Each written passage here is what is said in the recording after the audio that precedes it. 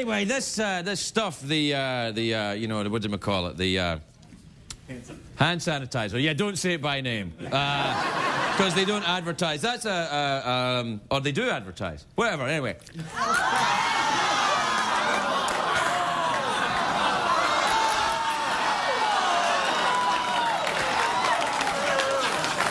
I'm sorry.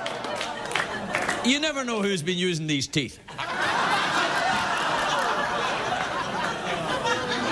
Now, I know what you're thinking. Craig, you're thinking, wait a minute, that stuff is almost 100% alcohol. Surely, you, as a famously recovering alcoholic, can't be drinking this stuff.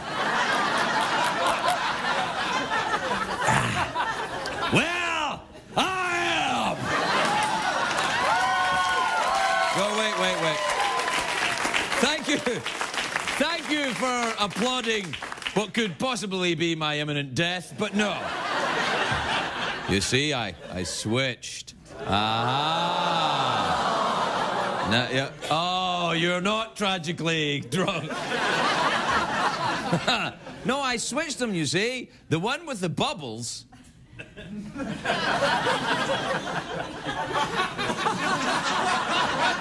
The one with the bubbles has the alcohol, and the one without the bubbles doesn't have the alcohol.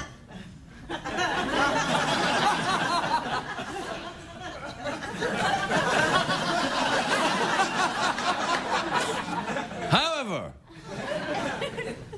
baby, I'ma want you.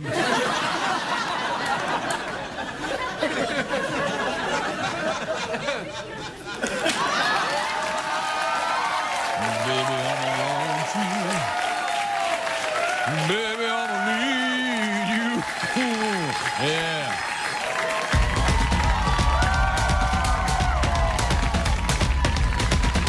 The Late Late Show with Craig Ferguson, sponsored by Progressive. Visit Progressive.com today.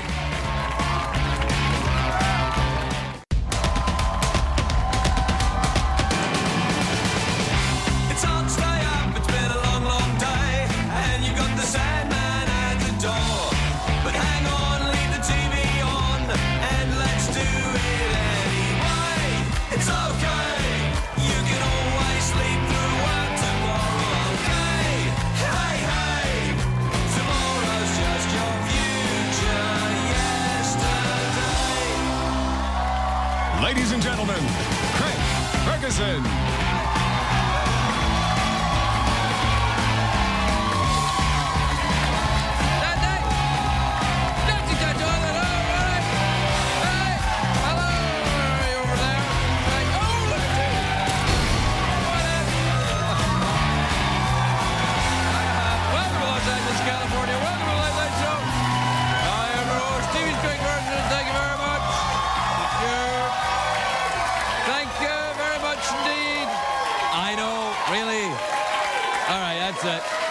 That's enough.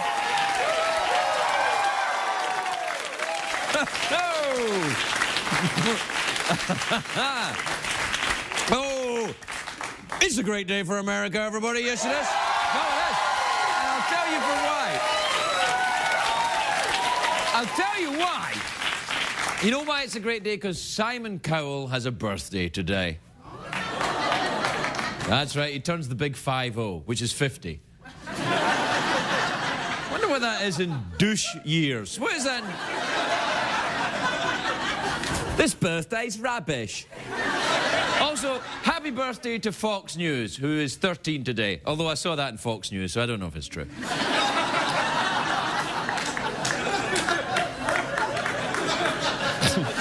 You know, last night on the show, if you were watching last night, I'm sorry, but if you were watching last night, I said that Sarah Palin's ex-son-in-law, Levi Johnson, was appearing in a pistachio nut commercial. And then...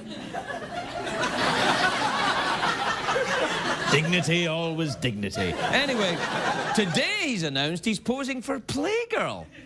Oh, I know! This is a guy who is really committed to selling his nuts, no matter where he goes. Now, Here's some very good news. At NASA, the countdown is on. Because NASA, after years of wasting the taxpayer money on research to increase the quality of life here on Earth and all that rubbish, NASA is finally doing something cool. They are blowing up the moon.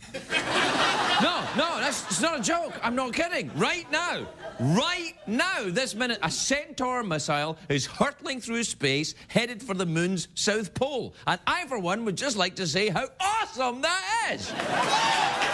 Now, NASA is saying that it's an experiment. They're going to blow up a little bit of the moon. They're going to spectroanalyze a debris cloud and see if there's water in it, to see if there's water on the moon.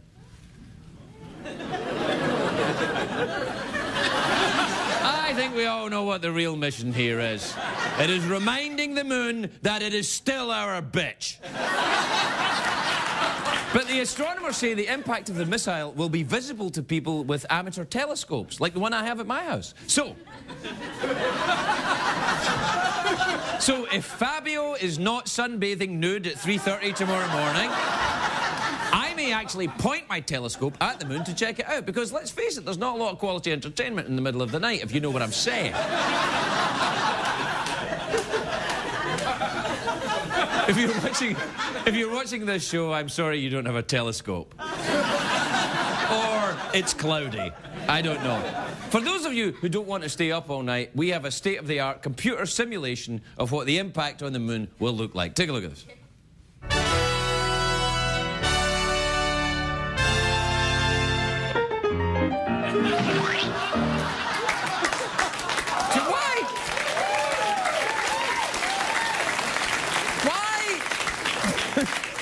Why does the music change at the end of that computer? Right after it's like, here is the simulation of the missile, and then dee-dee-dee-dee-dee. Now, some people have criticised NASA for this mission, because they're like, the Earth is 80% water. Do we really need to shoot missiles into the moon's ass? Well, yes. Yes, we do. Because we could make a ton of money if we find water on the moon. Can you imagine what show business weasels in LA will pay for moon water? It's moon water. I want to drink moon water. I find it so much more refreshing and hydroactivity for my skin.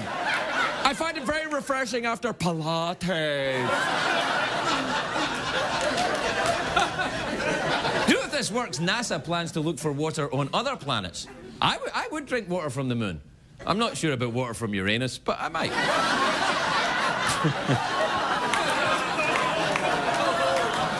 Please, I feel as badly about it as you do. I don't know what happened. I inadvertently was a little bit smutty.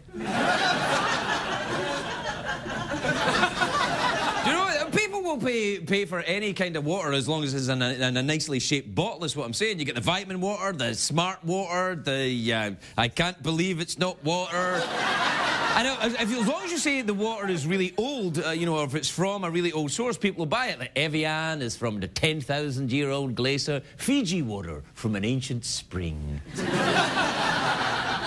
I drink caveman pea water.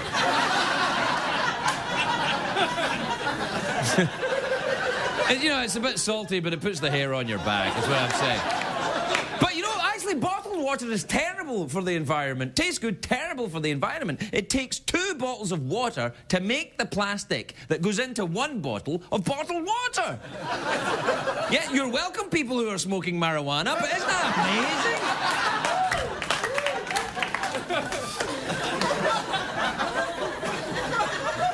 amazing? Dude, did he just talk about us right there?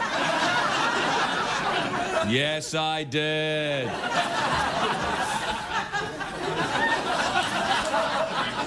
Do you know that gallon for gallon, bottled water is more expensive than gasoline? I know. Gasoline, of course, still tastes better. Just don't fart near an open flame. You shouldn't do that anyway, though, really. I sent a video of me doing that to NASA, but they rejected my project, went with the moon thing instead. Here's what I think about bottled water. I'll tell you the truth, seeing as you asked me. Knock it off. You know who I blame? Celebrities. Yes, that's it. I said it. Celebrities always... That's right. That's right. We hate the people we love. Those bastards whose work we enjoy. How dare they entertain us and have nice hair? Those jerks. I blame celebrities showing off with their bottles of water and their jugs of silicone. I tell you, if any celebrities ever come on this show, I'll have a few words to say to them. They're not coming. Do we have to take a break? We do. Yeah. All right, then. The best thing to do, here's what you should do, by the way, if you ever get your own late-night talk show, and let's be honest, if I can get one, you can get one. At the end of the monologue, you want to have a big finish. You know, a big finish that takes you to the commercial break. Something that really set, and you go, hey! And then all the music and the audience, and then there's the commercial. That's the way you go.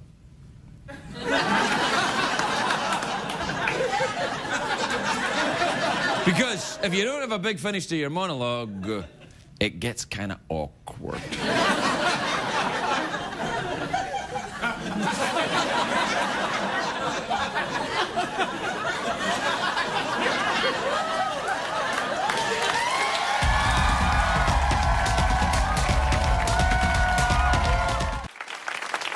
If your life leaves you with questions, seek advice from under the sea.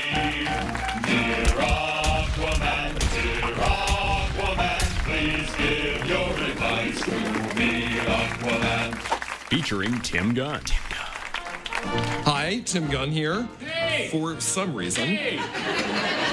You're not Aquaman! No, but that beard of yours is very fierce. Yeah. If you like that, how'd you like to see my trident? No. No, thank you. Please give your advice to me, Aquaman. Featuring Tim Gunn.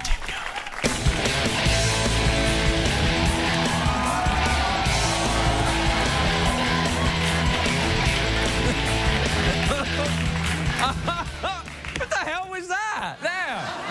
What the hell happened in Aquaman? First of all, there was no Aquaman. It was Tim Gunn. And then an old guy comes on, talks to Aquaman and leaves, and there's no advice given to anyone. Plus, I happen to know, because I've seen Aquaman before, that the old man that coming across was, in fact, Aqua Dad. But unless you were familiar with Aquaman, you just think, well, that just was completely pointless. That makes no sense at all. And if there's one thing we never do in this show, we never do anything that makes no sense at all.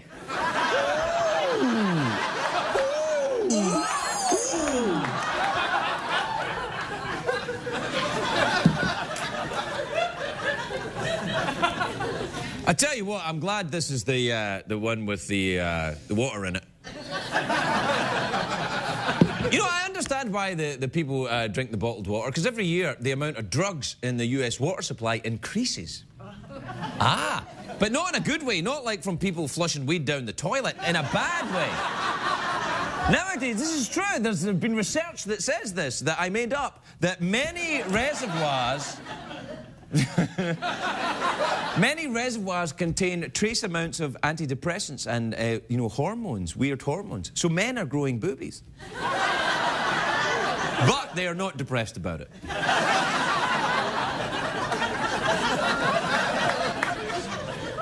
Do you know, I used to work, this is true, I used to have a job in a sewage plant.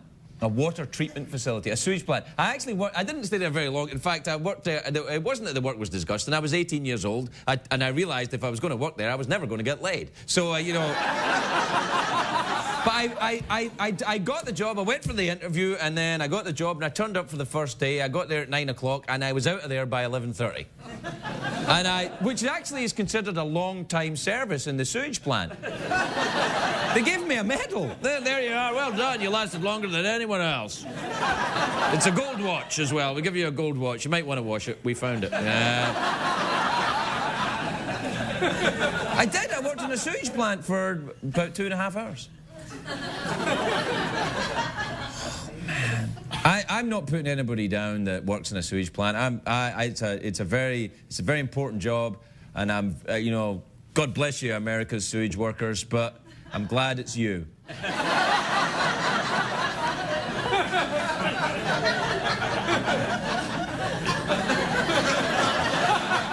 to feel I'm bringing class back to late night, you know what I mean? We'll take a break. We'll be right back, everybody. We'll be right back.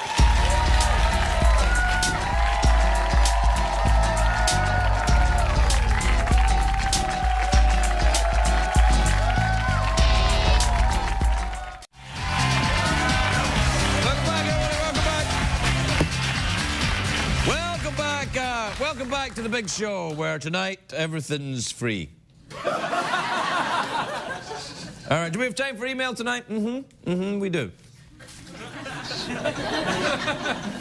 This is from Jessica in Jonesboro in Arkansas. Jessica says, "Dear Craig, my boyfriend always rolls his bread into little balls and eats them. I think it's disgusting. Should I say something?" My boyfriend always rolls his bread into little balls and eat them. It's better than rolling his ball.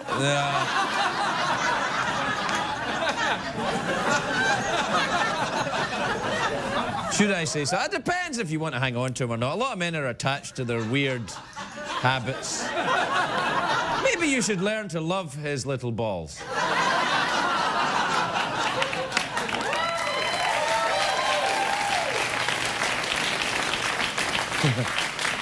You don't have to, though. You can be like, I ain't taking that from you, mister. You can take that. No way.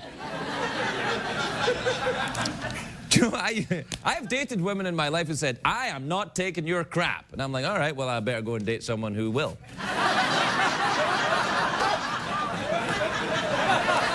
Because I'm not looking to hang out with someone who's not going to take my crap. In fact, the opposite of that. I'm looking for someone who is going to take my crap.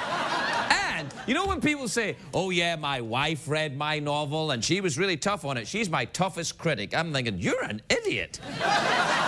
Why would you marry your toughest critic? Don't marry your toughest critic. Marry someone who likes you. So that when when you do something like you write a novel or a poem or do a picture, they go, oh, that's nice, honey. Not your toughest critic. Your toughest critic should be some douchebag on the internet, not your wife. Just saying.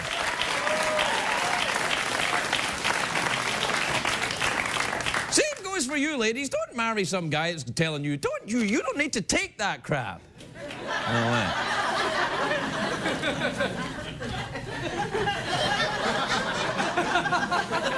I look forward to your letters. This is from Zian in Baltimore, in Maryland. Zian. I just moved to Baltimore and I'm having trouble meeting women. Any thoughts on pickup locations? The only thing I know about Baltimore is that TV show The Wire. So that's probably not your best bet, really. Probably the best thing to do is get yourself an unusual pet and then go to Starbucks. And pretend you're writing a screenplay about your unusual pet. That's what guys do here in LA. They go to Starbucks, they open up the, what do they call them, power books? What do they call it? Computers? Those things, yeah. And they, I know what they're called. They open them up and then they put and they're like, oh yes, Act 1, Scene 1. Girl, just like that girl over there, walks in.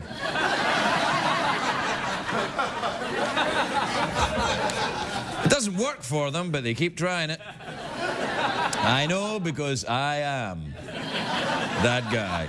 Was that guy. Was that guy.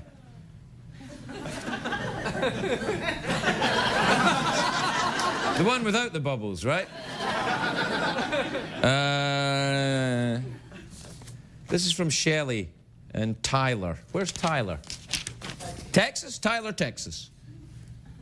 How did you know that? Just because you knew, I guess.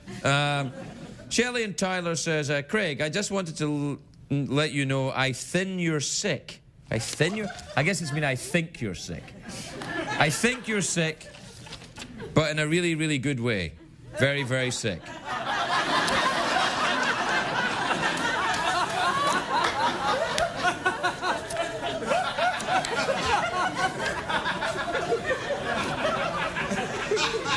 on you very much. This is from Madeline in Lebanon in Tennessee. I knew where it was because they conveniently put the initials of the state right at the end there, which helps me. Because I'm an immigrant. And I didn't know where Tyler was. It's apparently in Texas. If you'd have put TX there, I'd have figured it out for myself. Madeline says, hey, Craig, I was baking you some brownies, but then I wondered, do you ever receive cookies and such in the mail, or does your staff eat it all and not even tell you about the treats? Oh, no. Oh, no, please, send me all your baked goods. I would never eat anything anybody sent in, because you never know. You know, yes, it could be a lovely apple pie, but then it could be something with special sauce.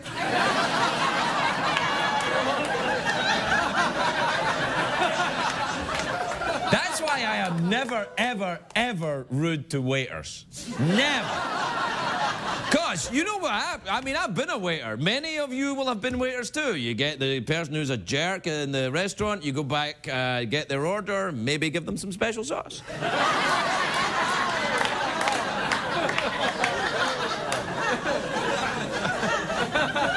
Think about that the next time you want to be mean to the guy in IHOP. Go ahead. All right, we'll take a break, we'll be right back. We'll be right back.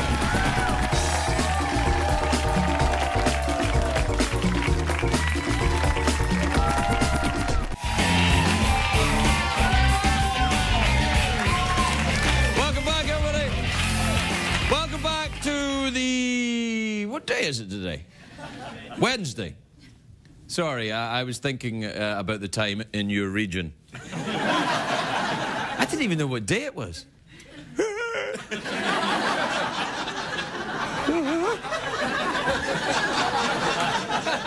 are you? Oh, man. I didn't even know the day of the week. And you know why? I'm too pretty to think about them things. That's right. All right. My first guest tonight is a great big actress, movie star. She's in a new film, New York, I Love You, which is in theaters on October the 16th, and some days after that. It won't be just one day. You'll have more than the one day. It'll be like October 17th. I missed it. From October 16th is what I mean. Please welcome the lovely Rachel Bilson, everybody. Rachel Bilson.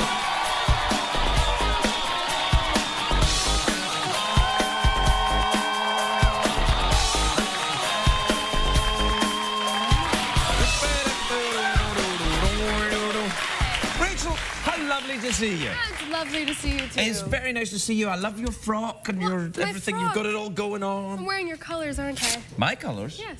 Pink? Yes. Naturally.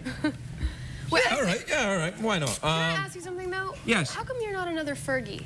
Not another Fergie? Yeah, why don't you go by Fergie? Fergie? Fergie. Hang on, my jacket's stuck here. Ferguson. Fergie. Oh, you mean Fergie like in the Black Eyed Peas? Yeah. Well, she's got it. I don't want to, I don't want to be, taking her moves.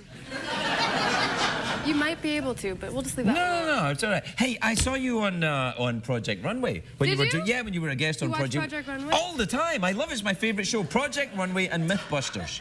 I'm not a fan of Mythbusters. You don't like Mythbusters? I can back you up on Project Runway. But you don't like Mythbusters? I don't. There's something about it. Like I have to turn it off if it's on. Really? How long have you been in Al Qaeda?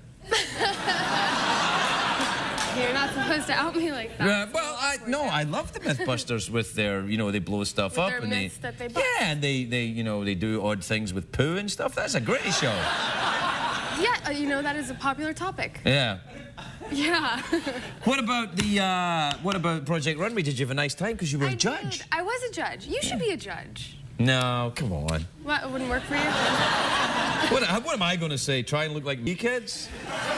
Look at me, I'm like, oh. You could. No, it was so much fun. Everyone is so nice. And obviously, Tim Gunn. Tim Gunn's here all the time. Yeah. In fact, he apparently was here shooting a few Aquamans when I wasn't here. I saw that. Yeah. And how do you feel about that? I'm okay with that. Tim Gunn can have this job anytime. In fact, you can have it. Anybody can have it. All right. Fair enough. Anyone from the Would you like to host a late night talk show? No. Why not? Is it demeaning? Because it kind of is. But you just do such a good job. Oh, no, like don't. You keep your job. That's what I think. What's the film about, then?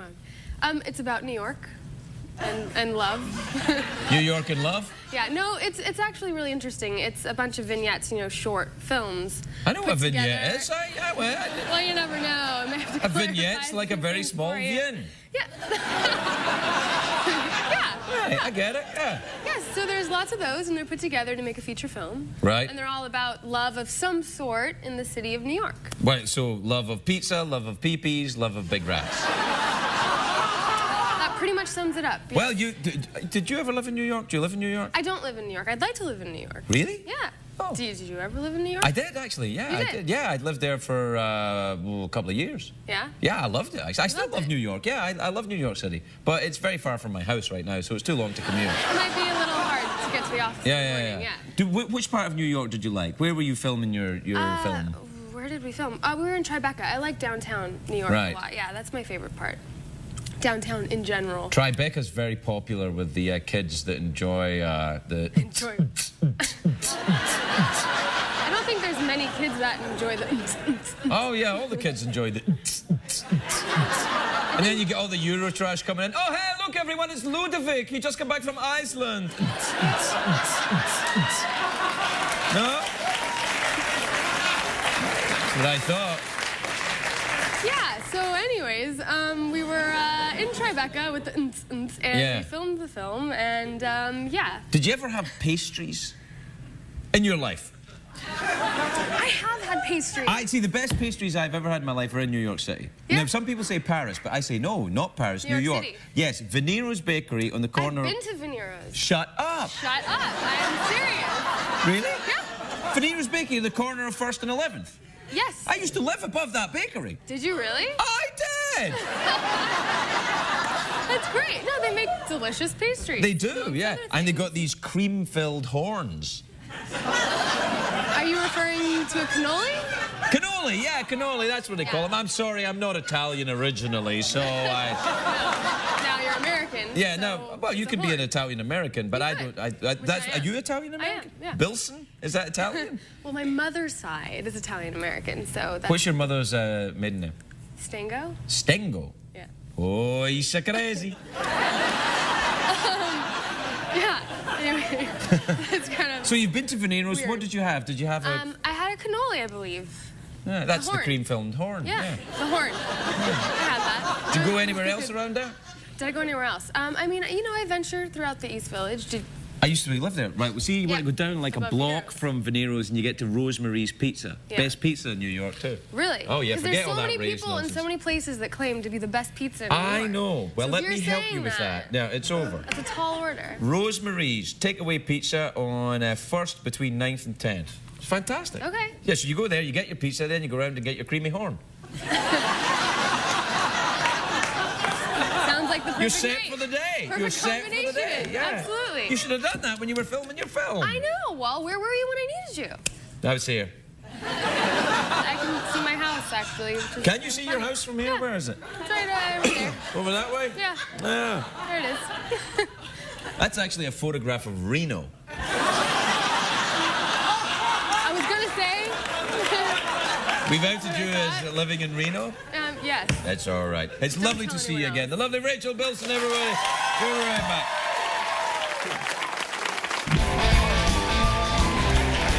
Welcome back, everybody. Welcome back to the show tonight, which is 928. Show 928 tonight, is it? 958. Show 958. What were the chances I was going to get that right? I didn't even know it was Wednesday. Unless, of course, this is a rerun, in which case it is the day it is rerun.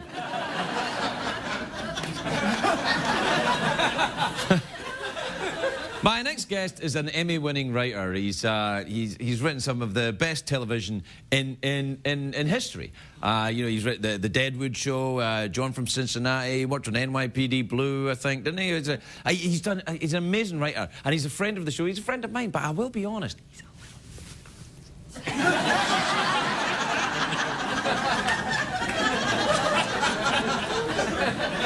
But he's a genius, so what are you going to do? Please welcome David Milch, everybody. David Milch.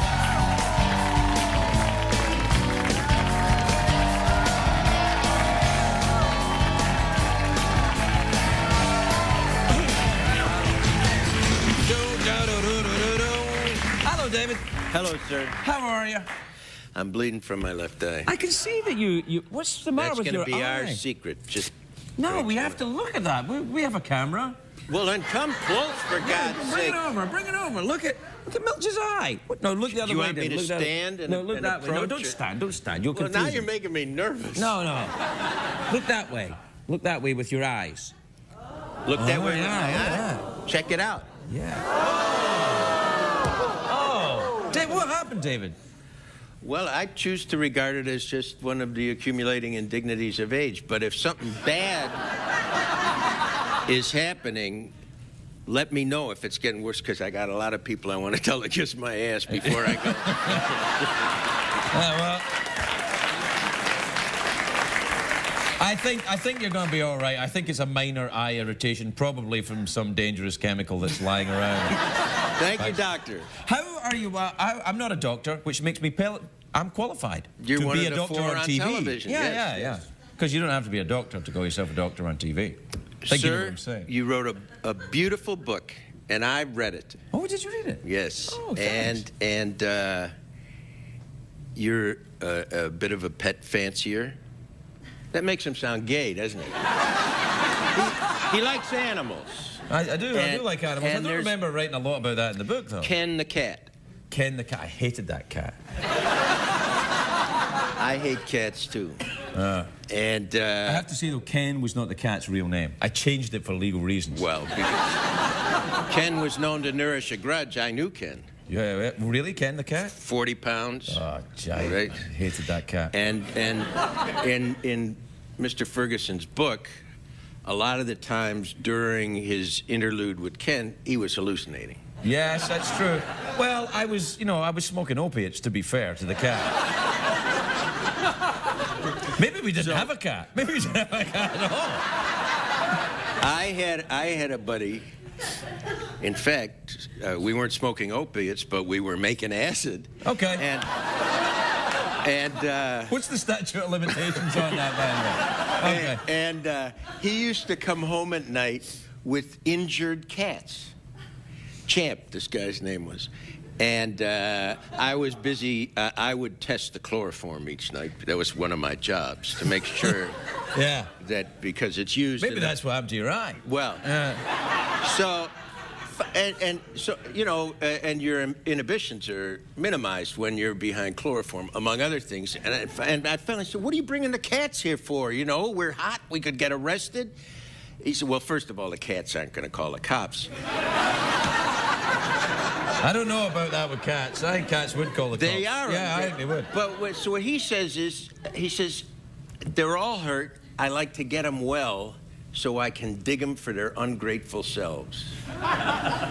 And that really is what cats are like. They're ungrateful. Yeah, they are. They don't care, and they will dump and urinate in your shoes. And that's whether they're hurt or not. And that's why I never have shoelaces. So it's an easy on and off. All right, so you can easily... Yes. But you've changed. You've turned your life around, David. There can't be a lot of cat feces in your footwear these days. But that's why you treasure the ones you find. Well, that's true, yeah. Now, listen, the last thing you did for HBO, the John from Cincinnati. The fabled John from Cincinnati. Yeah, it's gone away now.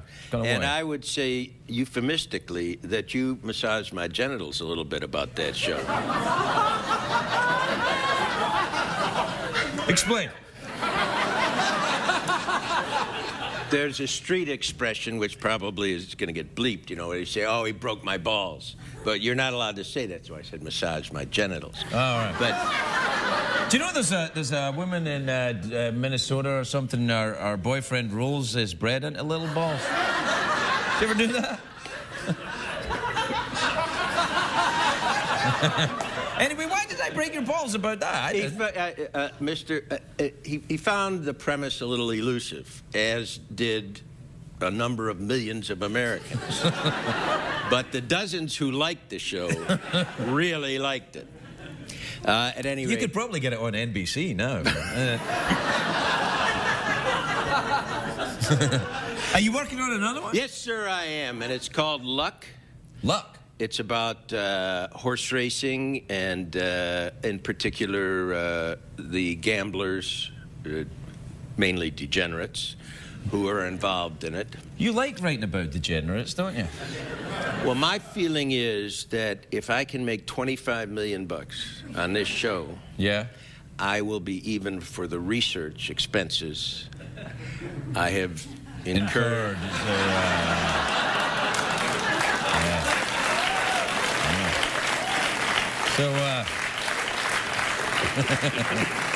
No one is rooting harder than my bookmaker.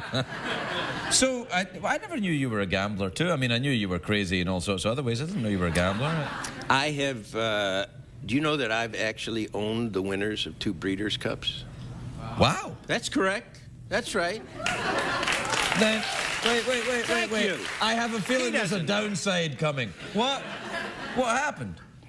What do you mean, what happened? They won, and I got the money, and I gave it to the bookie. I had a horse win the Breeders' Cup in New York City 3 weeks after 9/11, and the guys from The Sopranos presented the trophy in the winner's circle, and I was cowering in a corner in Los Angeles because I wasn't. You wouldn't go to New York? No, yeah. no. And you still get the money though? Thank God. Yeah. Yeah. And then you put it all on the track. On the track would suggest that you really haven't.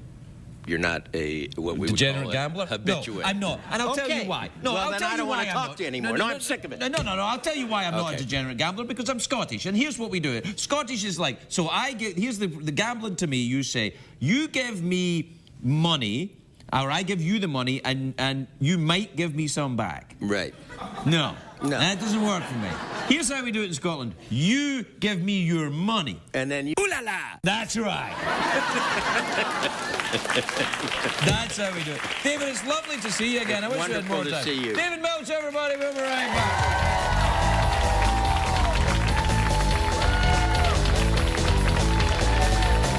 What did we learn on the show tonight, Greg?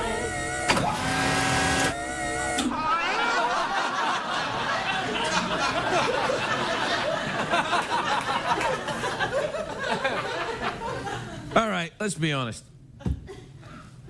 Wasn't the best show. It was all right, but it wasn't the best. We've done better. We've done worse. We've done a lot worse. It was, I'd say out of 10, it was about a 4. No, it's not your fault. It's me. I take full responsibility. I sucked.